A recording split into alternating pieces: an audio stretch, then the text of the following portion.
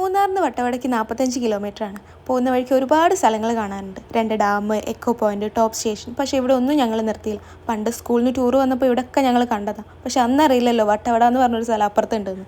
Weekend ആയതുകൊണ്ടായിരിക്കാം നല്ല ബ്ലോക്കായിരുന്നു. പിന്നെ Vattavada check post എത്തി. അവിടെയും ടൈമിംഗ് 6 to 6 ആണ്. ഞങ്ങളവിടെ സ്റ്റേ ആയതുകൊണ്ട് കുഴപ്പമില്ല. തിരിച്ച് വരികയാണെങ്കിൽ 6 മണീൻ്റെ ഉള്ളിൽ തിരിച്ച് വരണം. പിന്നെ തീരെ റേഞ്ച് ഇല്ലായിരുന്നു. ജിയോ സിം ആണെങ്കിൽ റേഞ്ച് കിട്ടുമെന്നാണ് പറഞ്ഞത്. പക്ഷെ നമ്മളത് VI ആയതുകൊണ്ട് പിന്നെ നോക്കിയിട്ട് കാര്യമില്ലല്ലോ. പിന്നെ ഞാൻ ഈ തുള്ളി ചാടിക്കൊണ്ട് പോകുന്നത് സ്ട്രോബെറി തോട്ടം കാണാൻ വേണ്ടിയാണ്. പിന്നെ ഇവിടുന്ന് 12 കിലോമീറ്റർ നടന്നാൽ കൊടൈക്കനാൽ എത്താനുള്ള എളുപ്പ വഴി പറഞ്ഞു തരികയായിരുന്നു കാർത്തിക്. എൻ്റെ ബാക്കിലിരുന്ന് അതായിരുന്നു കാർത്തിക്കിന് പണി. ഒരു എസ്കേപ്പ് റൂട്ടാണ് പോലും.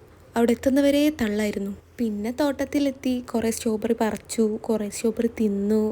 പിന്നെ അവിടെ ഒരു വൈൻ ഉണ്ടായിരുന്നു, അത് കുടിച്ചു നോക്കി. എല്ലാം അടിപൊളിയായിരുന്നു.